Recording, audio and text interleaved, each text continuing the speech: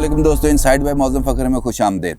ईद के दिनों में भी आज़ाद कश्मीर के अंदर इंतखाबी मुहिम अगरचे बंद रही, लेकिन वोटों की ख़रीदो फ़रोख्त और अरकान मुख्तलिफ़ जमातों के अरकान को ख़रीदने के लिए सौदेबाजी जारी रही। और इसका सबूत है ये वीडियो जो इस वक्त आपकी स्क्रीन पर आपको नज़र आ रही है। यूट्यूब पे अमूमन स्ट्राइक्स आ जाती हैं अगर हम इसको चलाएँगे, क्योंकि ये मेरे पास जो वीडियो है ये दूसरे ज़राए से हासिल हुई हुई है, लिहाजा इसकी जो ऑडियो है वो आपको मेरी ज़ुबान में सुननी पड़ेगी। क्योंकि अगर आप ये वीडियो अदरवाइज़ सोशल मीडिया पर मौजूद है, अगर आप सर्च करेंगे तो आपको इसका कंटेंट भी नज़र आ जाएगा। ये वीडियो के अंदर वो शख्सियत मौजूद है जिन पर ये इल्ज़ाम है कि उन्होंने वज़ीर-ए-आज़म आज़ाद कश्मीर का ओहदा पाने के लिए एक हसास इदारे के एक अफसर को बाकायदा तौर पर ब्राइब करने की कोशिश की या ब्राइब किया, जिसकी वजह से उनको उस ओहदे से हटना पड़ गया। अब उनकी जगह पर एक नए अफसर को वहाँ पे तैनात कर दिया गया है। लेकिन इस वीडियो में भी मौसूफ़ अपने जो बयान है या अपना जो बयानिया है वो इस तरीके से बयान करने की कोशिश कर रहे हैं जिससे ये साबित होता है कि अफवाज पाकिस्तान इस वक्त भी आज़ाद कश्मीर के अंदर PTI की गवर्नमेंट बनाने के लिए सरगर्म है। मौसूफ़ सरदार तनवीर इलियास ये फरमा रहे हैं कि जनाब पाकिस्तान के अंदर सिक्योरिटी के इदारे और ख़ास तौर पर वो इदारे जो पाकिस्तान के अंदर पॉलिसी साजी के अंदर अहम किरदार अदा करते हैं, फ़ैसला साजी के अंदर उनका बड़ा अहम रोल है और जो स्ट्रेटजिक नौइयत के फ़ैसले करते हैं, उन्होंने ये बात तय कर ली है कि PTI की गवर्नमेंट बनेगी आज़ाद कश्मीर में।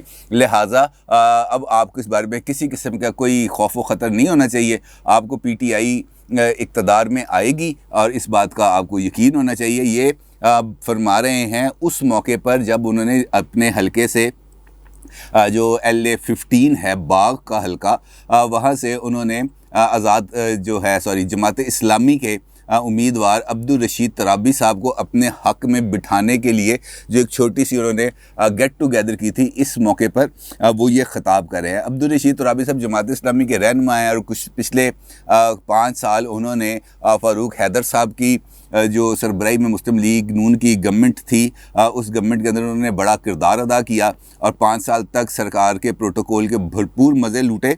लेकिन यकीनी तौर पर जो सरदार तनवीर इलियास साहब हैं वो ज़्यादा साहिब सरवत भी हैं, ज़्यादा बाइख्तियार भी हैं और बकौल उनको बहुत सारी हमायत भी हासिल है। लिहाजा अब्दुल रशीद तराबी साहब का भी कदम वो कहते हैं डगमगा गया, वो हिल गए, अपने मौक़िफ़ से हट गए और उन्होंने जो है सरदार तनवीर इलियास साहब उनकी हमायत का ऐलान कर दिया और अपना जो कैंडिडेचर है वो वापस ले लिया।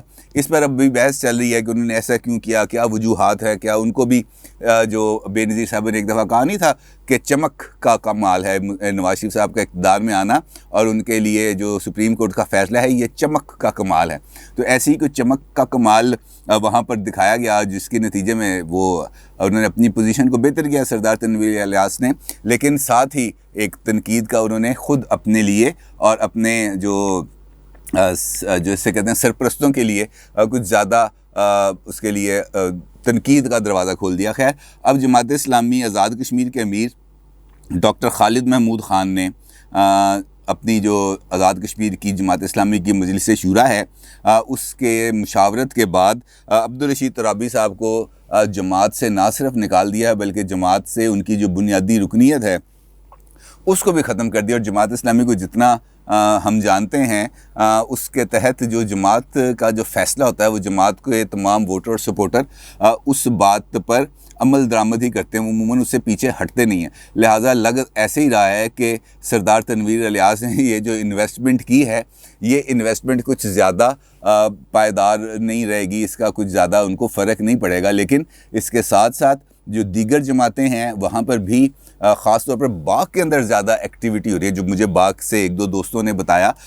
उनका मुताबिक यही है कि वहाँ पर ज़्यादा तोड़पन की जा रही है और वहाँ पर मुख्तलिफ़ जमातों के जो थोड़ी बहुत वेल नोन शख्सियात हैं लोगों के अंदर, उनकी वफ़ादारियों को तब्दील करवा रहे हैं सरदार तनवीर इलियास अपना इलेक्शन जीतने के लिए। खैर, ये तो एक हल्के की बात है, लेकिन जो इस पूरी एपिसोड के अंदर यानी कि ये जो वीडियो दिखाने का बुनियादी तौर पर मकसद है वो ये है कि अमूमन एतराज़ किया जाता है मुस्लिम लीग नून पर, कि मुस्लिम लीग नून ये तनकीद करती है कि जनाब इदारे पाकिस्तान के अंदर सियासी जमातों को तोड़ने, सियासी जमातों को बनाने, सियासी वफादारियों को तब्दील करने के लिए अपना असर व रसूख इस्तेमाल करते हैं।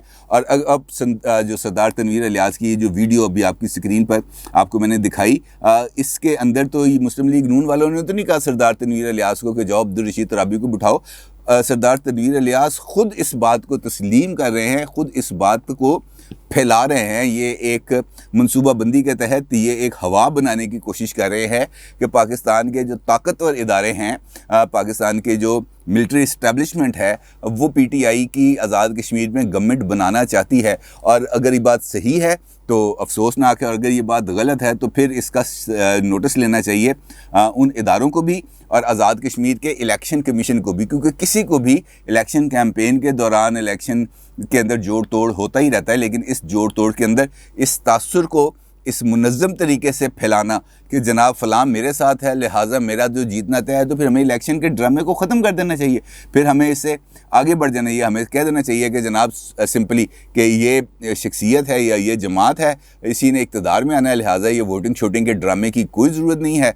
ये आएंगे और अपना चार्ज लेंगे, बात ख़त्म, हम भी आराम से बैठेंगे, आप भी आराम से बैठें। लेकिन अगर आपने ये इलेक्शन कराने हैं तो फिर इलेक्शंस की इसेंस उसकी रूह के मुताबिक और उसके मेरिट्स के मुताबिक होना चाहिए।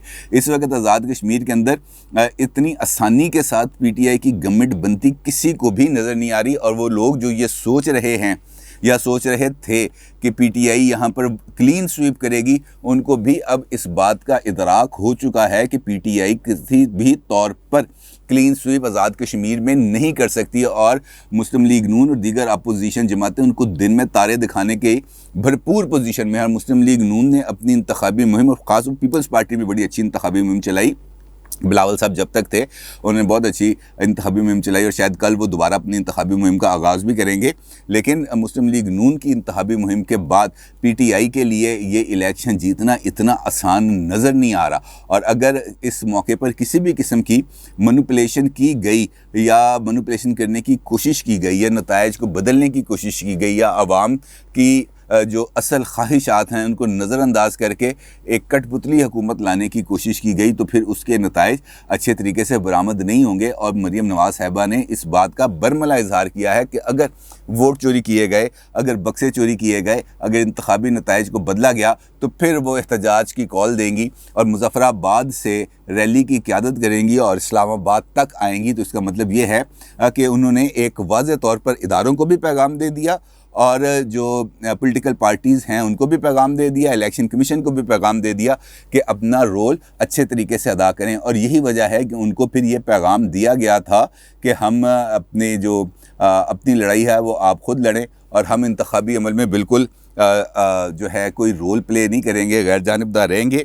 लेकिन सरदार तनवीर इलियास जैसी शख्सियात बार बार ये तासुर देकर उस यकीन दहानी की नफ़ी कर रहे हैं जो आला जो मिलिट्री इस्टेब्लिशमेंट है या पाकिस्तान की सिक्योरिटी इस्टेब्लिशमेंट है उनकी जानिब से दी गई है पाकिस्तान की पॉलिटिकल पार्टीज़ को। अब कल से बाज़ाब्ता तौर पर इंतखाबी मुहिम का आगाज़ होगा। मरीम साहिबा ने भी कल के उनके भी 2 जलसे प्लान हैं। इमरान खान साहब नथिया गली के जो चिल्ला गाह है वहाँ से वापस आएंगे, नीचे मैदानी इलाकों में आएंगे और फिर मैदानी इलाकों से वापस जाएंगे आज़ाद कश्मीर। और वहाँ पे कल उन्होंने 2 जलसे उनके भी प्लान हैं। जलसे करें, जुलूस करें, कोई हर्ज नहीं है इसमें।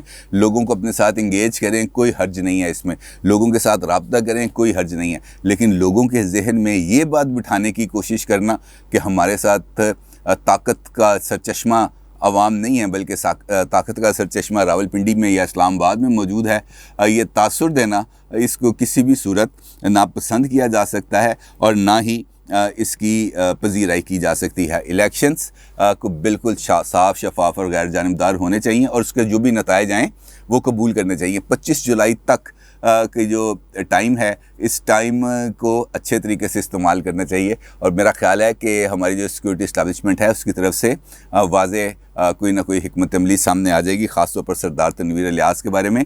और मुझे इत्तलात ये भी मिल रही हैं कि अपोजिशन जमातें जो बाग के अंदर इलेक्शन लड़ रही हैं और उनके जो कैंडिडेट्स हैं वो जल्द आज़ाद कश्मीर की जो इलेक्शन कमीशन है वो इस वीडियो की बुनियाद पर सरदार तनवीर इलियास के ख़िलाफ़ एक जो पिटीशन है वो फाइल करने जा रही हैं। खैर, उसका जो भी नतीजा आएगा आपके सामने पेश करेंगे, लेकिन अब बात करते हैं कुछ आपकी आरा पर। अमजद अली साहब कहते हैं कि अगर साफ शफाफ इलेक्शन हो तो इमरान खान को 2 सीटें भी ना मिलें। बात आपकी ठीक है, इसमें कोई दो राय नहीं है। असल में मैंने आपको जिस तरह भी इस वीडियो में भी आपके साथ गुजारिश की है कि पाकिस्तान के अंदर अमूमी तौर पर ये राय पाई जाती है कि यहाँ पर, और ये राय कुछ ज़्यादा गलत भी नहीं है, कि सियासी अमल के अंदर मुदाखलत की जाती है। और अब तो सरदार तनवीर इलियास जैसे, इनका कोई पॉलिटिकल स्टैंडिंग नहीं है, मासवा इसके इनका एक मेरिट है कि इनके पास पैसे मौजूद हैं और इन पैसों को वो इस्तेमाल करना जानते हैं। अब जब इन जैसे लोग सामने आकर सरेआम मीडिया पर ये वाली बातें करेंगे कि जनाब मुझे तो फ़लाँ बंदे की सपोर्ट हासिल है, तो उसके नतीजे में यकीनी तौर पर बदगुमानियाँ पैदा होंगी। और ये बदगुमानियाँ या ये जो असरात हैं, इसके ऐसे नताइज को फिर आप मुझे बताएं कौन तस्लीम करेगा? कोई नताइज को तस्लीम नहीं कर सकता, और ना ही ऐसे नताइज को तस्लीम करना चाहिए, क्योंकि एक बंदा जो इलेक्शन कॉन्टेस्ट कर रहा है वो सबसे सामने आके ये कह रहा है कि जनाब मुझे तो पाकिस्तान के खुफिया इदारे सपोर्ट कर रहे हैं, मुझे तो पाकिस्तान की मिलिट्री इस्टेब्लिशमेंट सपोर्ट कर रही है, लिहाजा मेरा इलेक्शन जीतना मेरा तो हक है, क्योंकि मेरी तो सिलेक्शन है, मेरा तो इलेक्शन नहीं है। और अगर इन्हीं बुनियाद पर अगर हम बात को आगे लेके चलें तो 2018 के इलेक्शंस भी अगर इसी मेरिट पर आते हैं तो वाक़ई आपकी बात ठीक है, इमरान खान 2 सीटें भी नहीं निकाल सकते थे। परवेज़ बशीर साहब ये फरमाते हैं, जहांगीर तरीन का इंतखाबी निशान जोंक होना चाहिए, जिसने पूरे पाकिस्तान का खून चूसा है। पाकिस्तानियों से गुजारिश है कि उनके झांसे में ना आए। देखें, जहांगीर तरीन ने तो बहुत ही छोटी सी जोंक है, पाकिस्तान में तो बहुत बड़ी बड़ी मोटी मोटी ताज़ी जो हैं वो जोंकें चिमटी हुई हैं, जो अच्छे तरह पाकिस्तान का खून चूस रही हैं। उन जोंकों से निजात हासिल करना ज़्यादा ज़रूरी है। उनसे निजात मिल जाएगी तो जहांगीर तरीन जैसी जोंकों से ख़ुद ब खुद निजात मिल जाएगी। मुस्लिम लीग नून के बारे में मैंने आपको याद है, आपको पहले भी बताया था कि अभी तक उनके बारे में, जहांगीर तरीन के बारे में उनके पास कुछ ज़्यादा सॉफ्ट कॉर्नर नहीं है। वो सिंपल ये चाहते हैं कि अगर पंजाब में तब्दीली लाने के लिए जहांगीर तरीन उनकी सपोर्ट करे तो वो उनके लिए एक्सेप्टेबल होगा। इससे आगे जाना और 40 लोगों को अगले इलेक्शन में नून लीग का टिकट देना, ये नून लीग के लिए भी काबिल कबूल नहीं है। अपनी राय का ज़रूर इज़हार कीजिएगा। आपका बहुत शुक्रिया। अल्लाह हाफ़िज़।